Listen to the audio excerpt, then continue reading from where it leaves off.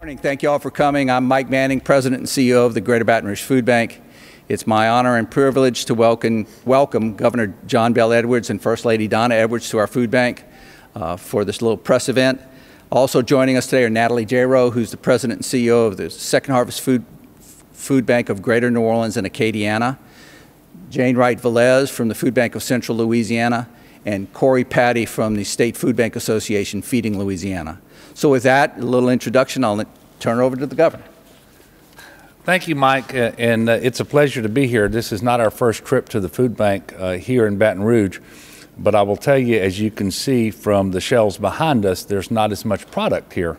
And that's why we're having this event, to highlight the need for additional nutritional items that can be distributed to those in need as we approach the holiday season, but also the need for more financial donations. So I want to thank Mike for his work here. I want to also thank Natalie and Jane and Corey for their work and for joining us here today. And you're going to hear from each of these individuals as well. I also want to thank Donna for coming out today to highlight the importance of our food banks. You know, we're here today with a call to action, and that is to help address what has become a very serious problem this holiday season, and to do it early enough in the holiday season where it can be meaningful in terms of providing additional food for the Christmas holidays. You know, given the recent natural disasters that have been happening across the nation, but particularly out in California, and the response to provide food assistance to those who suffered from those disasters, food banks like the one right here at Greater Baton Rouge, you know, they simply don't have enough food on the shelves. The demand is high and the supply is low.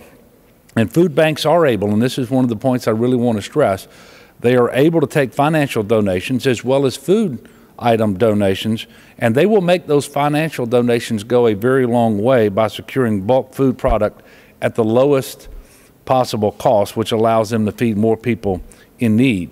But one of the things that we've seen happen with all of these disasters is the demand for these bulk food purchases has increased, and therefore the cost of those bulk food purchases have also increased, so the dollar isn't going as far as it used to.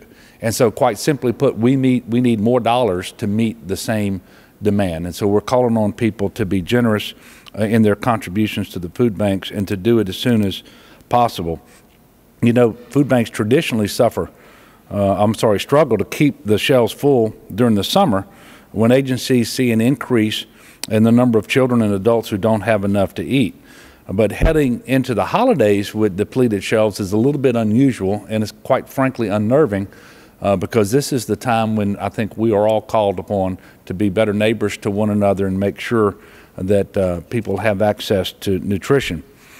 This is why we're calling on everyone today who have the resources to donate to their local food bank. You know, statewide, there are more than 783,000 food insecure Louisianans, meaning they don't always know where their next meal is going to come from. Children and seniors are especially vulnerable. Nearly 1 in 4 children and seniors in Louisiana are uncertain of where their next meal will come from.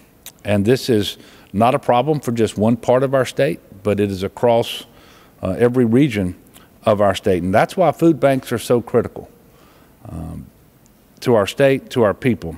And through a statewide network of 900, actually more than 900 community and faith-based organizations and programs, they collectively distribute more than 63 million pounds of food each year to our fellow Louisianans in need.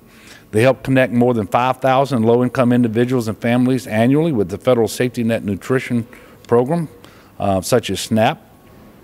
To give you a more personal example, the Greater Baton Rouge Food Bank serves 11 parishes where more than 133,000 families and individuals are considered food insecure, and that's 15% of the population of these parishes. This food bank distributes food to more than 100 charitable agencies that are on the front line serving the hungry. Last year, they distributed the food equivalent of 10.4 million meals and had more than 4,000 volunteers give of their time. So donating to your local food bank will make a significant difference in the lives of those who don't have access to food on a regular basis.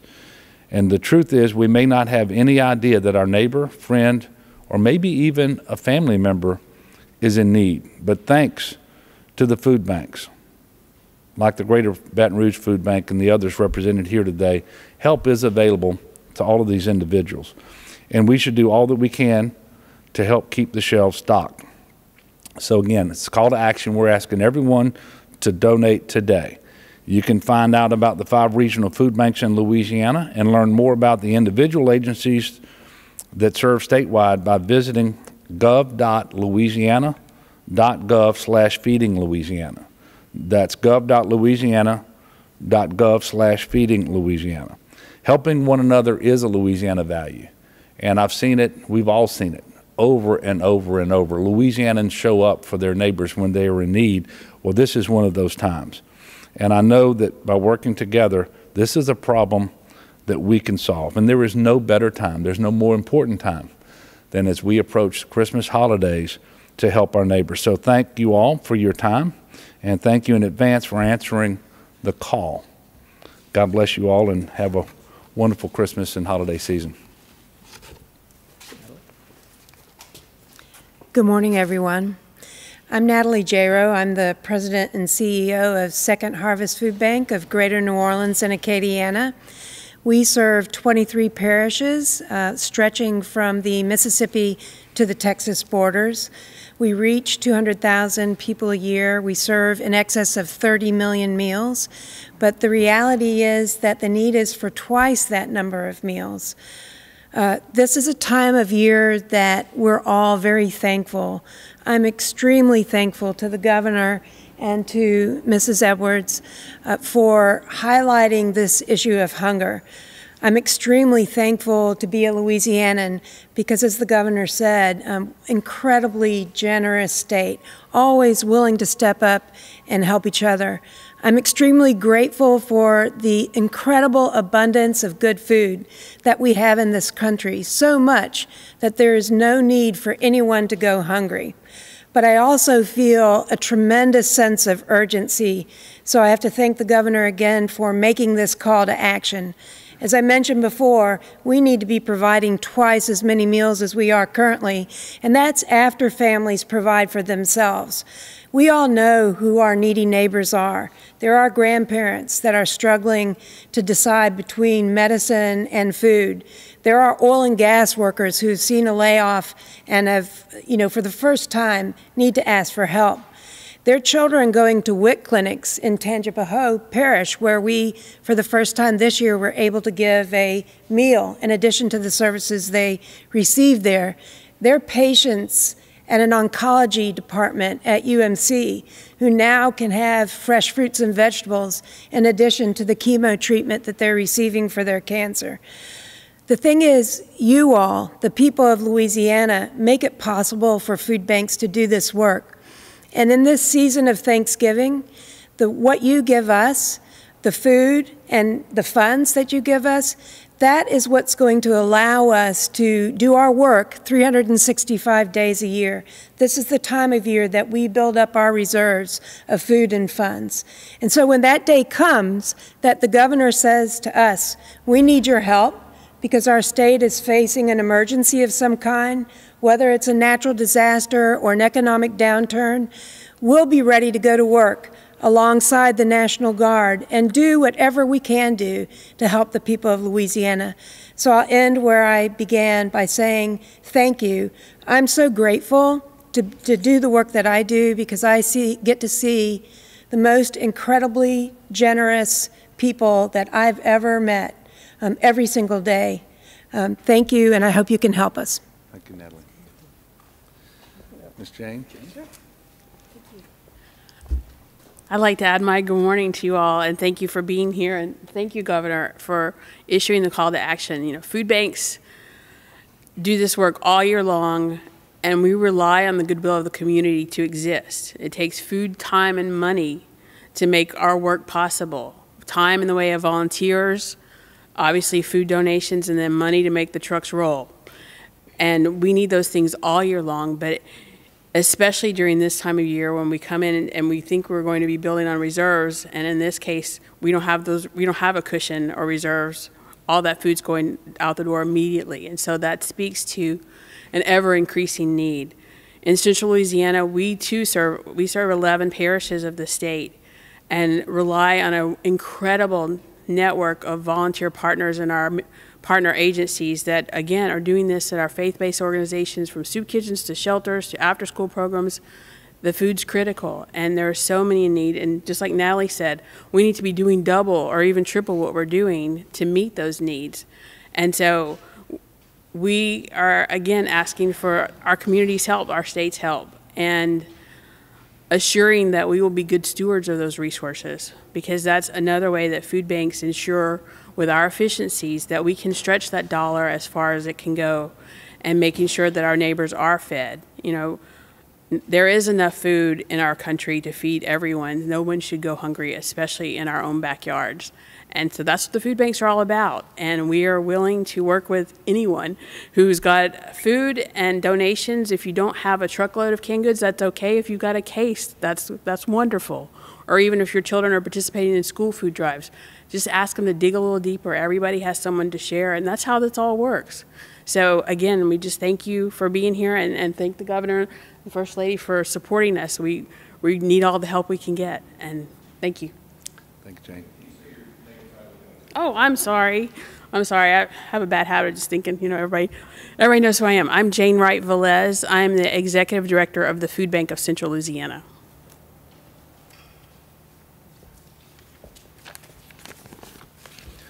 Good morning, everyone. My name is Corey Patty. I'm the Executive Director of Feeding Louisiana, the State Association of Food Banks.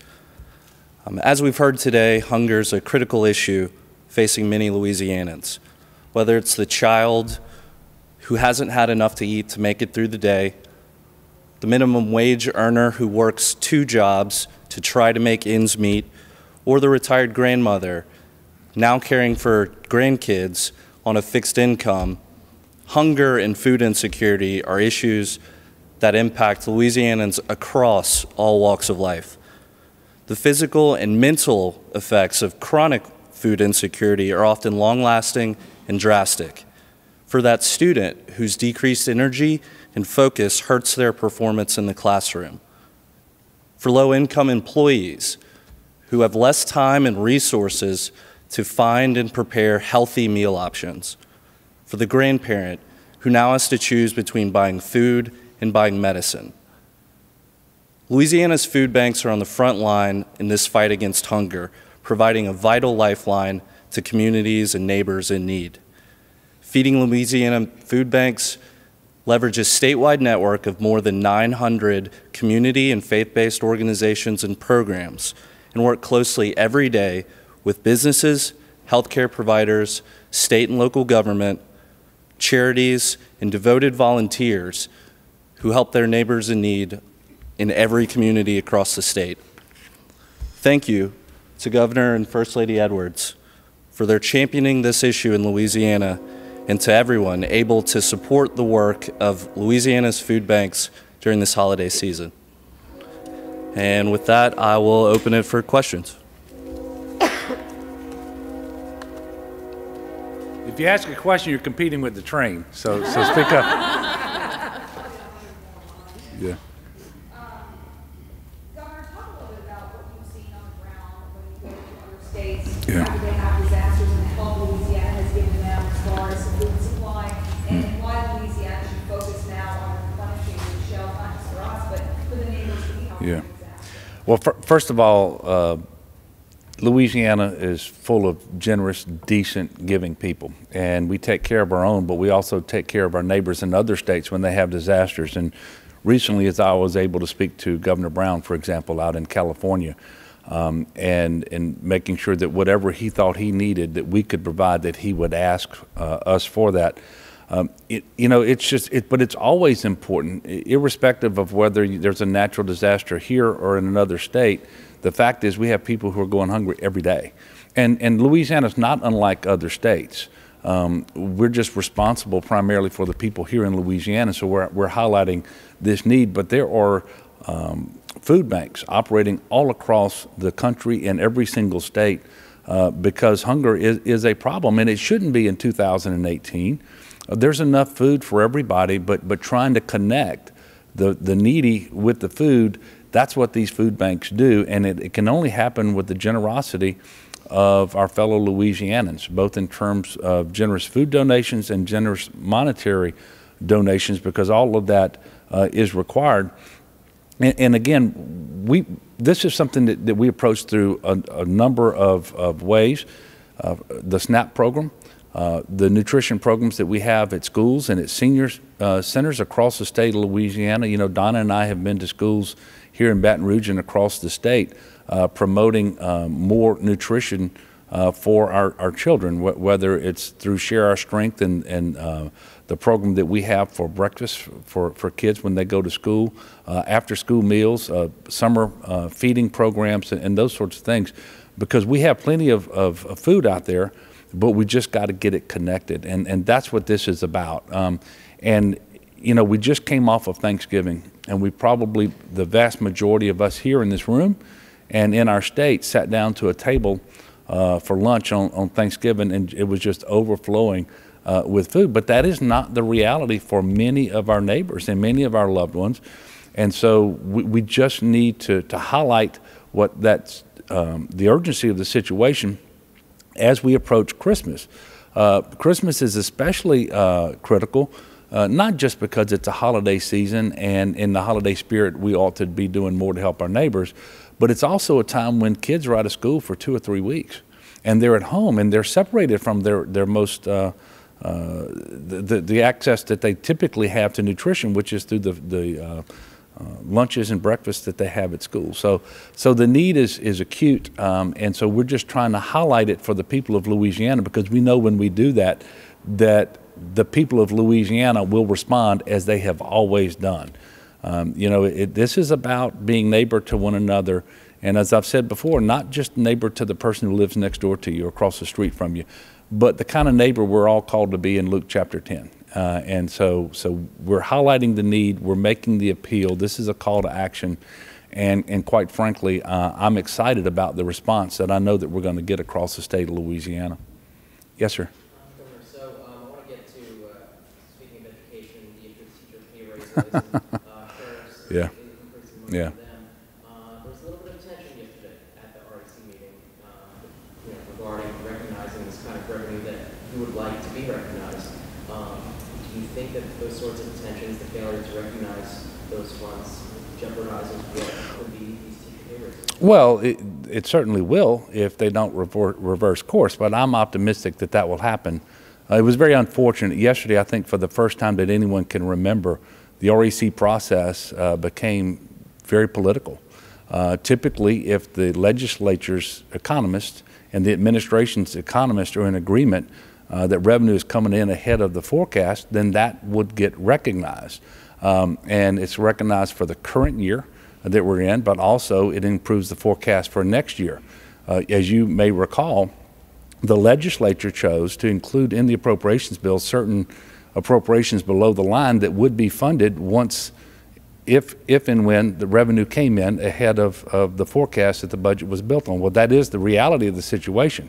But despite the work of the legislature, you saw one individual, so it wasn't the REC as a whole, it was one individual, Representative Cameron Henry, and he gave no reason that made any sense for not recognizing that revenue.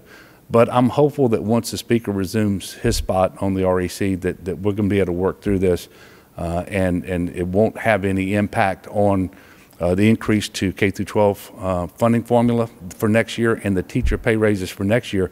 The more immediate impact is we've got a constructed facility in Bunkie, Louisiana, that the state of Louisiana paid for several years ago. It is sitting there empty, and we need to be putting some of our juveniles there so that they can be cared for closer to their homes. Otherwise, the therapeutic model doesn't even work. And the funding for that is not available until they recognize this revenue that is coming into the state of Louisiana, because we have more people working, making more money, and we have more businesses more profitable than the economists had previously predicted. And all of the economists agree with that. And so you know, I'm confident that that with time, and hopefully a short amount of time, that the normal REC process will resume. The Speaker will show up and do what is required in order to move Louisiana forward. Yes, sir. Food banks work closely with the state on many levels. Can you talk about the importance of these public-private partnerships and the efficiencies that they bring? Yeah, well, first of all, the food banks wouldn't really exist without the public-private partnerships. And this, again, is part of the generosity that I'm talking about of the people of Louisiana. It certainly applies to individuals out there, but it also applies to corporations. The faith-based community is exceptional in terms of providing food and other assistance for food banks. But and I can let Mike and others talk more specifically about the role that our private partners play in this process. But I can tell you, we would not be able to do what we are able to do, whether it's individual companies that send their employees here to volunteer time, or they send money to the food bank so that they can actually pay for the gas and the drivers to operate the trucks that move the food, you name it. It's all incredibly important. And Mike, did you want to address that? No, I think the governor summed it up very well. Is we don't exist without our private partners and our public partners. You know, it takes all of us together, all of us working together to have impact, to make a difference in other people's lives.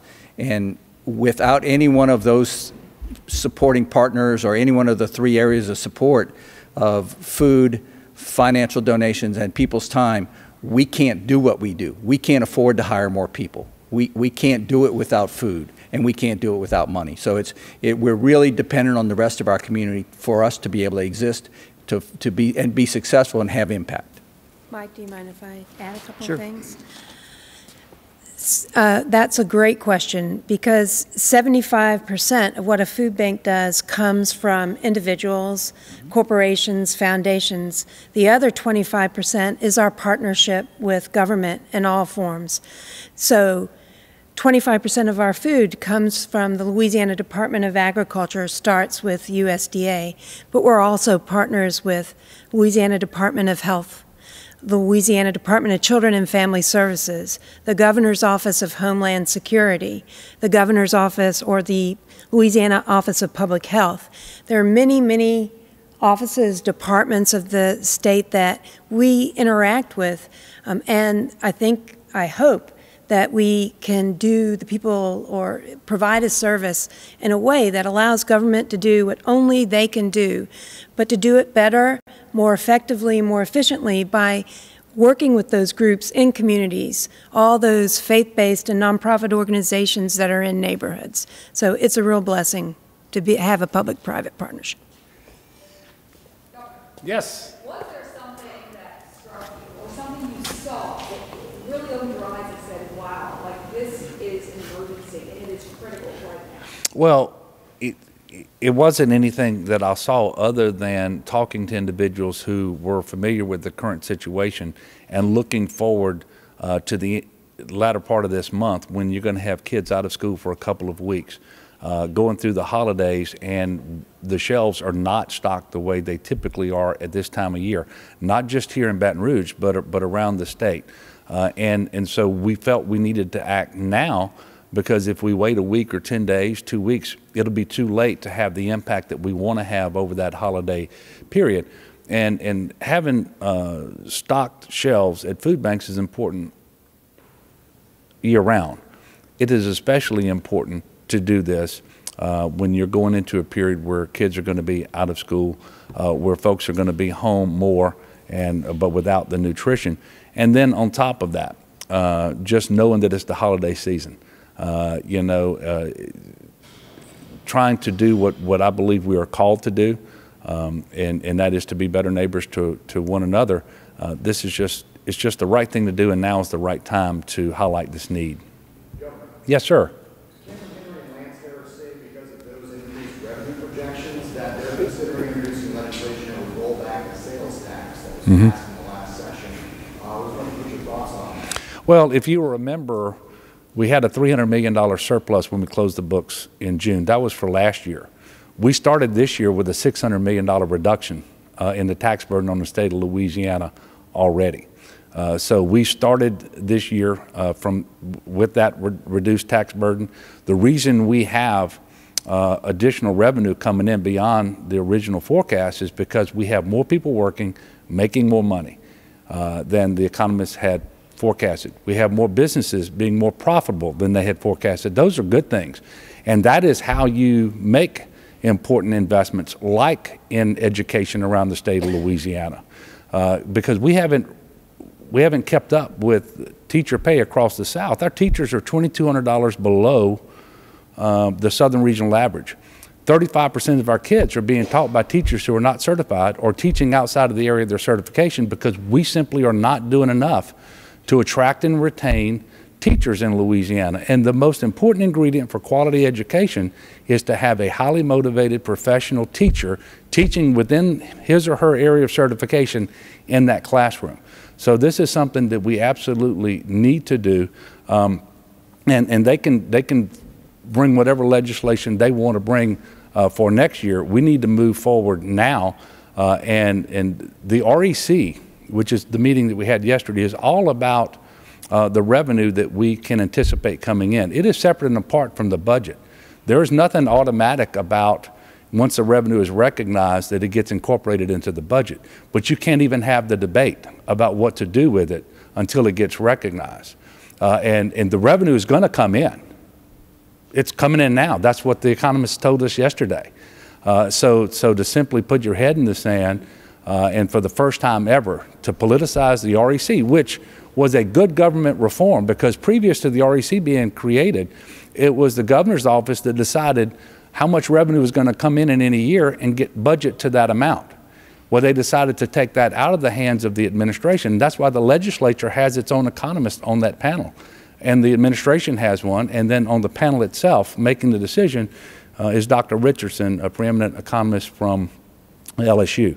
And all of the economists agreed with the revised forecast yesterday. It was just the one individual, Cameron Henry, and quite frankly, he did so for political reasons, and it's unfortunate, it's irresponsible, but we're going to get past it. Thank you, everybody. Thank y'all. Thank you so much. Oh, I will. Thank you,